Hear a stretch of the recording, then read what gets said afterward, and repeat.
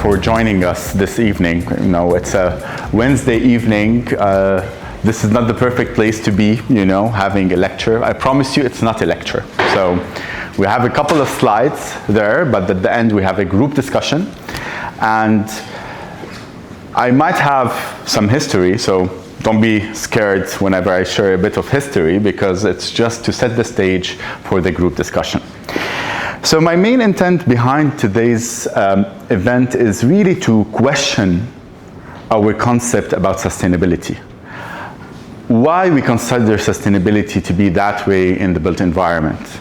And to really rethink this concept and rethink the definition of sustainability in considering the current trends as well the threats that we're going to face. So when I was thinking about this workshop, I wanted to really find a way where we can really start connecting with the core of the issue. You know, the core of why sustainability means to us, or the core of our existence and the humanity. And this is why I would like to start with Dr. Jane Goodall. I had the pleasure earlier this year to meet Dr. Jane at Expo City to interview her about her life. And for those of you who don't know Dr. Jane is a scientist, activist, advocate for nature, climate, you say it, UN messenger of peace. At the age of 91, she was here in Dubai to deliver a workshop, to speak to people. And we opened the event, we had 600 people joining. And it's quite inspiring to see how much people find her as an inspiration. And for me, this interview is actually a key highlight of my career, honestly. And why I'm mentioning Dr. Jane, why I'm starting with Dr. Jane, because when we speak about sustainability, if we speak about sustainability, about dedication, we speak about purpose, we speak about commitment, the first person I remember is Dr. Jane Goodall. And I would like to take this opportunity to share, unfortunately Dr. Jane passed away on October 1st, and soon after she passed away, Netflix had aired an interview with her, and they called it the famous last words. And in this interview, she shares kind of the last message she wants us as people to hear. So I'll start with that. And this is a 3-minute video, so please listen carefully. In the place where I am now, I look back over my life. I look back at the world I've left behind. What message do I want to leave? I want to make sure that you all understand that each and every one of you has a role to play. You may not know it, you may not find it, but your life matters, and you are here for a reason. And I just hope that that reason will become apparent as you live through your life. I want you to know that whether or not you find that role that you're supposed to play, your life does matter. And that every single day you live, you make a difference in the world. And you get to choose the difference that you make. I want you to understand that we are part of the natural world. And even today, where the planet is dark, there still is hope. Don't lose hope. If you lose hope, you become apathetic and do nothing. And if you want to save what is still beautiful in this world, if you want to save the planet for the future generations, your grandchildren, their grandchildren, then think about the actions you take each day, because multiplied 1,000,000, 1,000,000,000 times, even small actions will make for great change. I just hope that you understand that this life on planet Earth isn't the end. I believe, and now I know, that there is life beyond death, that consciousness survives. I can't tell you from where I am secrets that are not mine to share. I can't tell you what you will find when you leave planet Earth, but I want you to know that your life on planet Earth will make some difference in the kind of life that you find after you die. Above all, I want you to think about the fact that we are part, when we're on planet Earth, we are part of Mother Nature. We depend on Mother Nature for clean air, for water, for food, for clothing, for everything. And as we destroy one ecosystem after another, as we create worse climate change, worse loss of diversity, we have to do everything in our power to make the world a better place for the children alive today and for those that will follow. You have it in your power to make a difference. Don't give up. There is a future for you.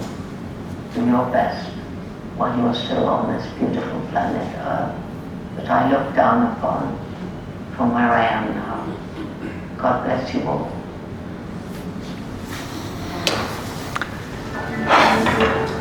So, it's really difficult to find words after listening to this message from Dr. Jane. I'm always speechless. It was aired maybe on October 3rd, and we always, when we listen to this message, we are always emotional. And I can see many faces very emotional. Do anyone want to share anything? Any thoughts, any feelings as well? Because feelings exist when we talk about climate and sustainability. Anyone? Yes? For me, I think she led a journey of pulling on for her. It started like the story of the apes and the monkeys. Yeah, the chimpanzees. Yeah. Chimpanzees. But then, like when she speaks, it's also spiritual.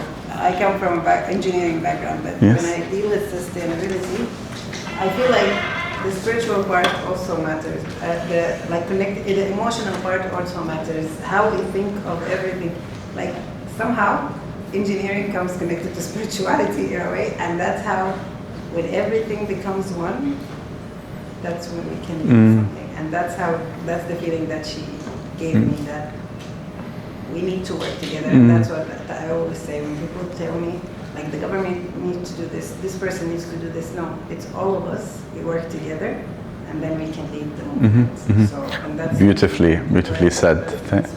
Yeah, beautifully said. I think the core of sustainability is also humanity, so, and going back to our human nature is extremely important. So I shared with you this, not as a coincidence, I shared with you this message because I want you to take Dr. Jane's last words as the key principles for our workshop. So 4 things I want you to really consider as, when we start the group discussion, as the guidelines, First of all, every life has it all. As Dr. Jane started with this, and it's extremely important that we might not know our purpose or our meaning, however, we need to believe that we have it all. The second, we choose the difference we make. And I think we all think of ourselves very little when it comes to climate change, or very small, we can't make a difference. We need to believe that we can make a difference, even though if it's a small action. And we choose that action, what that action would be. Third thing, extremely important. I've been in the sustainability industry for more than 15 years, and I've seen many people talking about sustainability services, and then they get challenges, and then they get disappointed, and they're not hopeful. Whenever you speak with anyone working in sustainability, you're going to be like, it's a challenge, how to convince everyone around us to take that sustainability track. However, hope is what we need to focus on, because whenever we feel hopeless, we don't take action. And I think the last thing, also extremely important, and Dr. Jane highlights it towards the end, is do your best always. Be generous. I think generosity isn't about only time and money, it's also generous in your energy, where you put your energy. And I think this is extremely important for everyone working in sustainability. So keep this in mind whenever we start the scenarios and the group discussion, because you're going to read some dark scenarios there, and we want you to remain hopeful, remain also believing about the difference that you can make. So I'd like to start with a couple of questions here, and maybe please raise your hands if possible. So who lives or works in a building? All of us, right? Perfect. Who lives or works in a green building? Perfect. We have a couple. Why do you believe that this building that you live or work in is a green building? It's solar powered. Solar powered. Recycled material. Recycled material. Modular? Yeah, okay, modular construction, you mean modular materials. Any other? Why do you, if you don't live or work in a green building, how do you know that the building is green?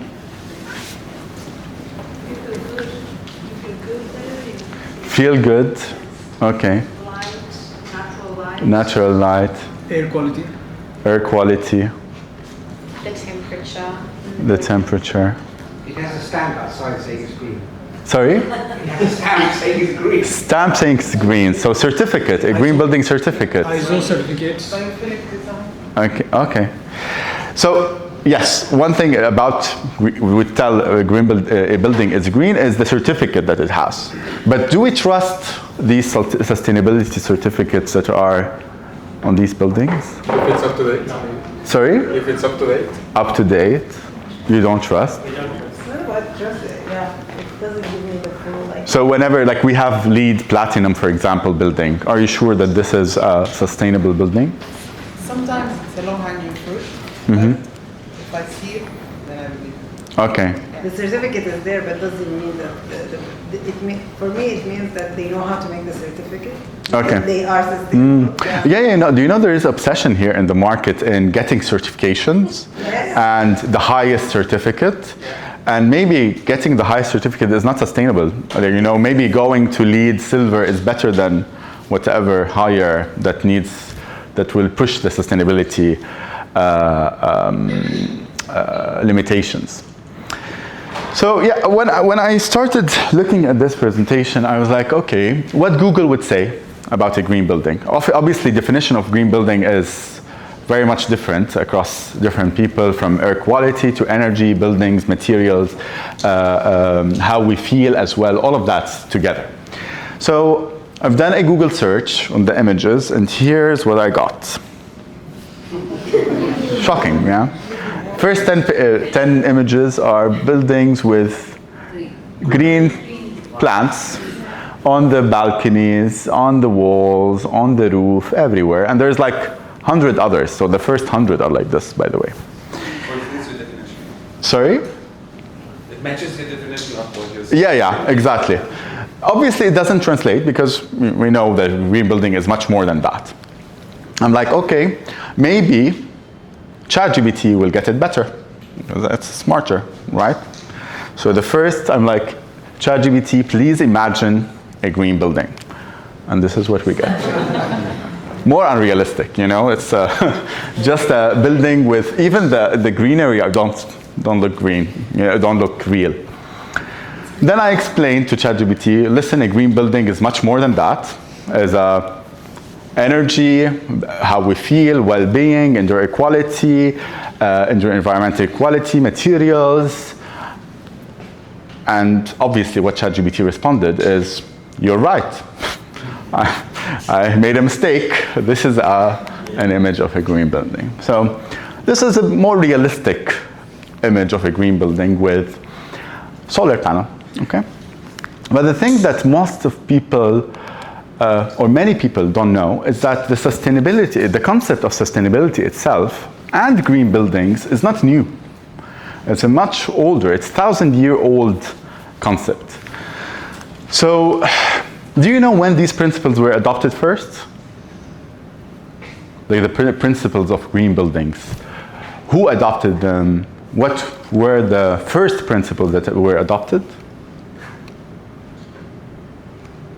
Someone was mentioning it before, yeah? Mud caves. Sorry? Mud caves. Caves. Made of Okay, yeah, made of material, actual material. Yes, perfect. That's like the early stages. That was more than 1,000 years before the concept of building even. Yes, true. Because we were sustainable before. We had people had to live out of necessity, provide their needs based on that. We were discussing it before. Yeah. Maximize ventilation, maximize natural air circulation, Maximum air. Lighting, probably using materials that withstand drastic weather conditions as well. Okay. Yeah, look, think clays, for instance. I mean, that what's being like, let's say in UAE, I think they go for higher roofs so that they allow the air to come, the cool air to come in and reduce the temperature. So I think that is the sort of principle they use. Definitely. In the UK, they use brick walls to maximize heat transfer. So Thermal, yeah, exactly. So if we're talking about the concept when it was initially introduced, so you can find 400 years BC, Socrates actually mentioned it. There are a lot of writings of Socrates mentioning the solar orientation of buildings, mentioning the south orientation of a building in order to maximize the solar gain during winter and block the sun during summer. And this has been actually implemented in many Greek cities. Also in Persia, around 500 years BC, builders perfected what they call wind catchers. A wind catcher is you can see it here as well as a bargil or a tall tower which captures wind and breeze and makes the building cooler naturally without AC. And actually this concept has been implemented here in the UAE. Have you visited Fayyad district? Yes. Okay, that's cool. Yeah, Bastakiya area. So Bastakiya area is one of the regions here in Dubai that implemented these concepts, the bargil and the passive design measures. Actually, I have a video on Bastakiya. Let me share it with you. Ever wondered how did the people in the UAE survive the heat? Let me take you back in time, before air conditioners, and let's check out what was great about their houses. First, the wind tower, bargil. A genius invention. A tall chimney-like structure on the roof. It pulls cool air in and pushes hot air out, creating instant ventilation. Next, the courtyard. Every traditional Emirati house was built around it. Definitely made spaces cooler because the walls shaded all day. Then the windows. Small and paced high. They let the light in and keep the heat out. And over those windows, beautiful lattice screens, mashrabiyya. They let the breeze in and keep the sun out and give privacy. Even the city layout played a role. Narrow streets, building close to each other, and always in the shade. These streets channel the wind, turning streets into natural cooling corridors. So next time someone tells you traditional means outdated, remember this story. So unfortunately, this is what happened. So we now see everything traditional is outdated. And we lost touch with all of these concepts. We lost touch with passive design. We lost touch. Buildings now are isolated from their environment, from the climate, from nature. Why this happened? Obviously, industrialization happened. Cities grew faster and bigger. We entered the age of mechanical comfort because now heating and cooling are extremely important and we need that. Passive design is definitely outdated.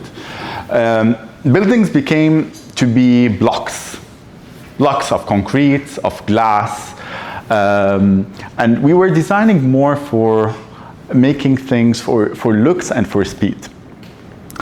And one thing, because fossil fuel was cheap, energy was cheap, inefficiency was okay. You don't need to save on energy.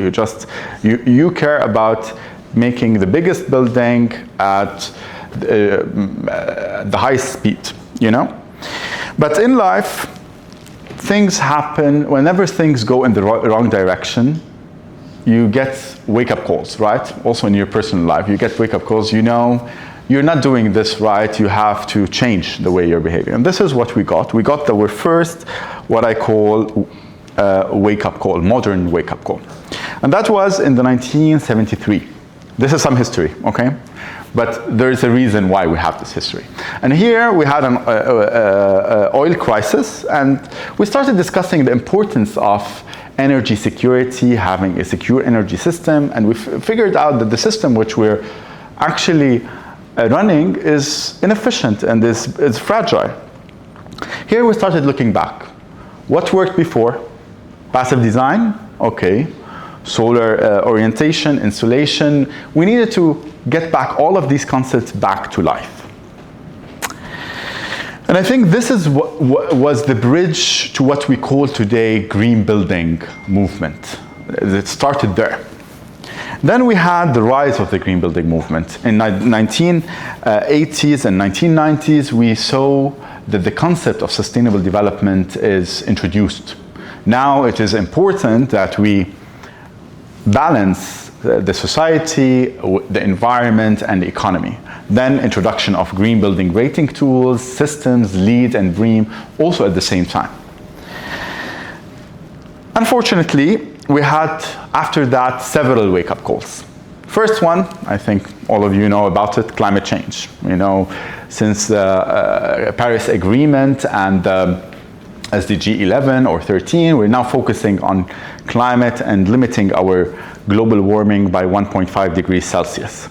How we can do that? We need to achieve net zero energy, net zero carbon.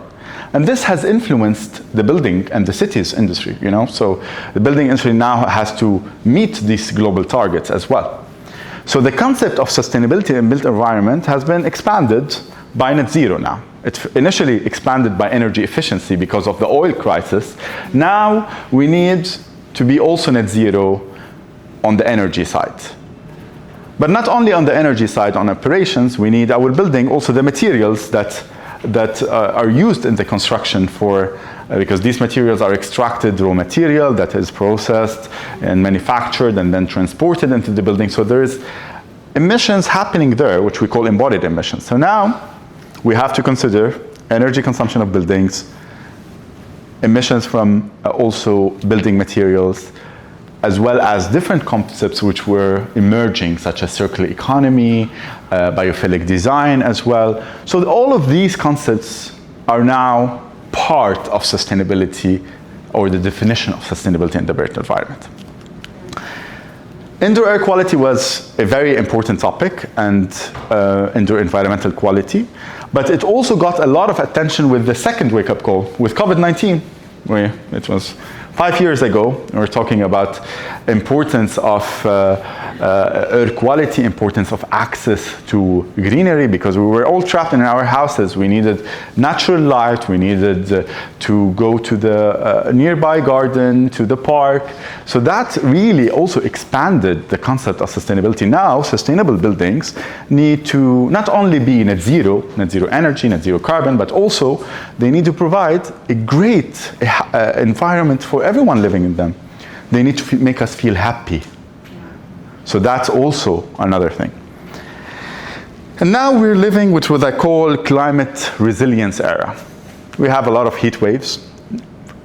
I'm sure if I ask you wherever you traveled in the summer this year, you would report the summer was difficult everywhere. I was in Lebanon, in the mountains. We never had such temperatures. It was extremely hot, unbearable. Like, we never had an AC in our house, and now we bought an AC, you know. So heat waves, floods, fires that are wildfires, all happening. So this is what we call climate resilience. Now we're like, you know what? We also need to make sure that our buildings, our cities, can adapt to these conditions. We can't just design and maintain our buildings without considering such events that might happen in the future.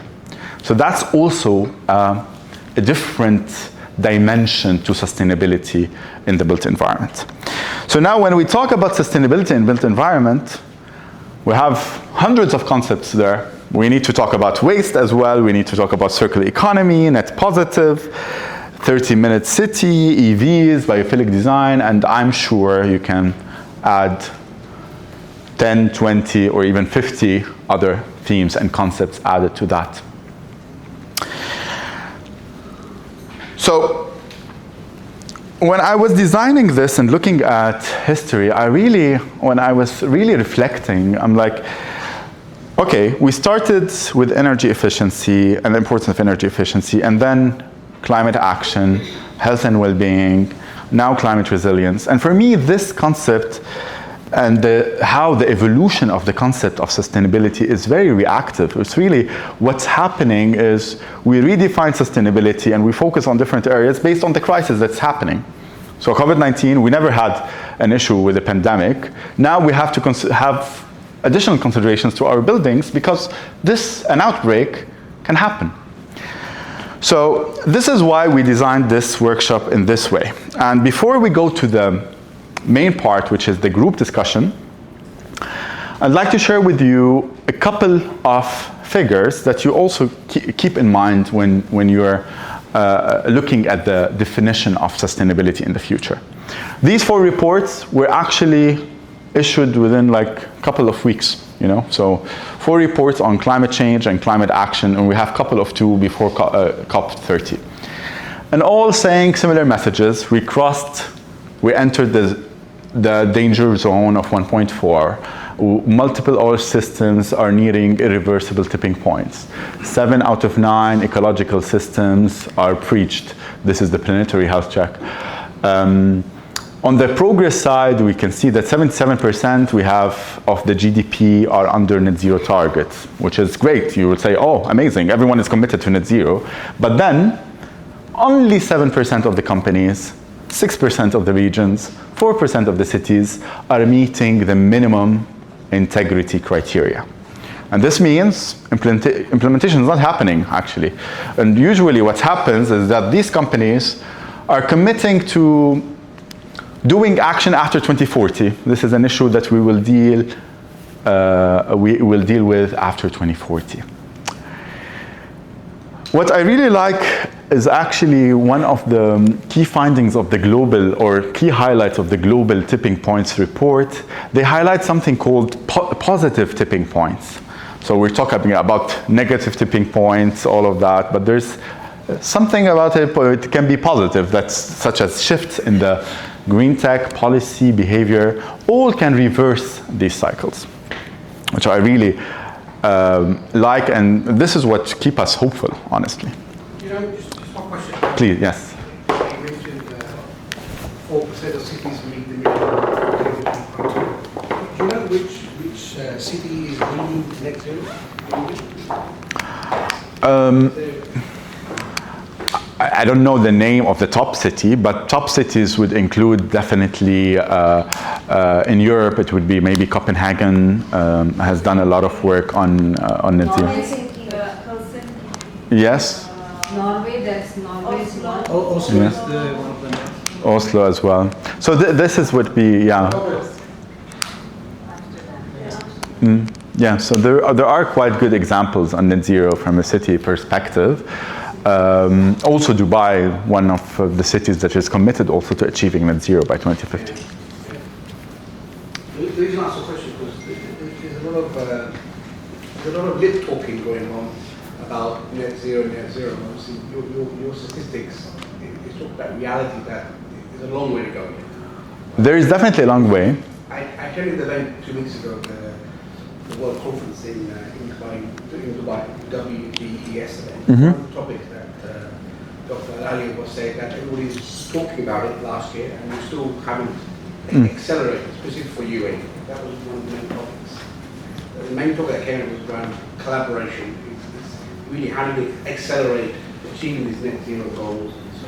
On the UAE side, I think UAE has been a pioneer on net zero, honestly, especially being the first company in the MENA region to commit to net zero by 2050. And UAE has a full strategy with action plan by 2030, 2040, and 2050.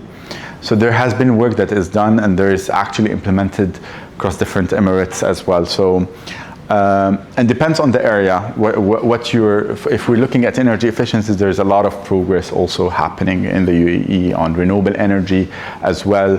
Dubai is moving to 30% or I think 35% solar by 2030, which is above the targets as well. So depends what you're evaluating against, and you need to also check. Yeah, we can't compare ourselves here with Europe because they have a different climate, for example. They have a different limitations. So I think every city would design its own net zero path, and that's important to keep in mind. This is important. So climate action is very important. But whenever we look at the risks that we might face in the future, this is not only the risk we're going to face, right? So we're going to face a lot more. So mental disorders. Who warns mental disorders will soon be the leading cause of global disease? And the built environment plays a very important role in mental health, especially as preventive medicine, you know, with access to sunlight, all of that. Tech and AI. AI is growing exponentially, as you know, and in many cases it's growing faster than regulation. So, and this would leave us hyper-connected, but also hyper-vulnerable, you know. So how this will impact the built environment and sustainability as well. It's important to see, and one of the groups will be discussing this. Another area is, you think that maybe with COVID-19 that we are now prepared for another pandemic, but studies show that we are not. We are underprepared for the next pandemic, if it's natural or engineered. Red flags on synthetic biology misuse. So if you would look at the risks, you will feel depressed. And here, remember what? The 4 principles of Dr. Jane. Remain hopeful, because this is where we figure out solutions. So now the group discussion. So this is inspired by Shell's scenario planning approach, and if you haven't checked it, it's a very interesting approach that Shell uses to develop scenarios. Here we imagine 2 worlds. So each group will divide you into 6 groups, and each group will have a scenario, okay, based on what will happen in the future. You have to imagine the most favorable scenario, you know, what we would like to happen. And then you will discuss the key decisions, the partnerships that might happen, the signals, the actions, the incentives that need to happen to take us to this most favorable world. I think we can start with the group discussion, yeah? Yes. Would you like to say anything before the group discussion? Yes, please. On the page with the ChatGPT building, green building, yeah. I think that actually might be true, because moss is one of those new materials that they found to put on top of the building so that they absorb the carbon from the atmosphere, and also the energy that it converts into can be used within the building as electricity. So that is actually correct. Yeah, that might be, I know, there's a lot of importance about green walls, you know, and green roof, but if you ask Google 15 years ago about a green building, it will show you it will show you a building which is colored green even. There has been progress. There has been progress now with the definition. But what we need to see, a green building like this building, this is a net zero building on operation level, also targeting net zero and embodied carbon by 2030. So it doesn't look different than other buildings, you know. Yeah. It's just a very nice building, nice environment, nice lighting, everything is great, but also looking at all of these aspects, you know. Also, yes, please. It's also more about how the term green building is more mainstreamed, and I think that's what we need to rethink today. Yeah, exactly. If not about building. when we speak to, if you tell anyone else a green building, no one would get you, you know, especially it's only people who work with in the built environment would understand, you know, so, sorry. I wanted to add that we may, you know, we all kind of are in sustainability in one way or another, but a huge role in built environment and what you were saying have the urban planners, the architects, the whole value chain in the built environment, because I think they have to actually work together very closely from very early stages of design and design the regenerative cities that are, you know, they have circular economy principles. Because we're not talking about just the buildings, but we're talking about the communities, right? About communities as well. Urban planners who work together with the developers, for example, and you know, even the manufacturers of building materials. We're talking about the embodied carbon. It's very important as well, because these are carbons that are locked forever. Exactly. Right? So I think there is a whole ecosystem that has to work on it, including governments as well. Because they have to enable that ecosystem to be built, incentivize and promote things. Exactly. You know, I like one specific point you highlighted is that when we discuss also a green building, we think about it in isolation, you know. However, you can't like have a green building in the desert where you need to drive 5 hours to get there, you know. That's not a green building, you know. So we need to discuss that urban. But it's Jane Goodall said, we are part of nature. One is, we are all part of the same ecosystem, right? And I think the concept of this regenerative cities that kind of are, you know, that they regenerate themselves. But nature never dies. It kind of regenerates, right? So it's this concept of donut economy that we need to get away from the consumerism towards the circular economy concept, which is not a easy thing. Definitely not. It's very. It's getting more complex. Let me say. Let's not say complicated. Let's say complex. But I think there is hope. You know, especially that all of these stakeholders, everyone playing their role. If everyone plays their role, we can achieve net zero. If we wait for the other stakeholders to take their role, this is where, you know, because I work with government, so, and we speak to people and they're like, government must do this, we need that, you know. And from working from the government, you will see the challenges for making such changes. And usually, when we speak about net zero, how I would like to frame it is, what can I do, what I as a stakeholder can do to achieve net zero? And I think I really love the approach that Copenhagen has. They do this, so they have sectors, and then they have stakeholders working under these sectors, and each stakeholder, they have like a cluster where they meet and develop their own targets and challenge their own targets without thinking about the other stakeholder, definitely in coordination, but also placing the responsibility on the stakeholder itself. And this is a kind of partnership that we really need here in this region. We don't want to enter into the blame scenario. You need to do this, and then I can do this, and then we need change. What can I do from my ecosystem to meet this 1.5 target? I guess it's a mindset shift as well. It's a matter of accountability, personal accountability as well. Yes. I think here in this region it's still developing, but there is some change happening. But again, it has to be enabled as well, the whole environment. Speaking earlier about waste management. Yes. It is happening. There are some good progresses. But on a daily basis, how easy it is for everyone to segregate. That's yeah. Thank you.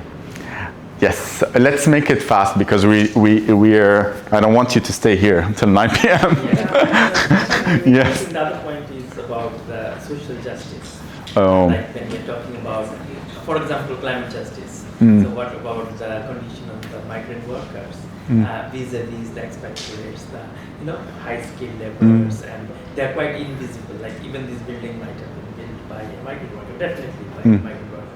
And as you say, the distance, like you may have a green building in the middle of an oasis, but then the carbon footprint that you produce traveling to that building may kind of offset all of those good work that you've been doing. So I think the question of social justice or sustainable development goal, which focuses on human-centric ideas, I think is very important in order to kind of build on those kind of. No, it's brilliant. I think one of these reports, actually, this report, Earth for All, and a survival guide for humanity speaks about this, about social justice and the importance of social justice being compared with environmental, work, and they really go hand in hand, and you can't have one thing without having the other. So we can't discuss sustainability without discussing mental health, without discussing the pandemics, our health, how we live in our buildings, all of that. All of that needs to be discussed and addressed. It was a great pleasure. Thank you. Thank you all. That's it for my talk.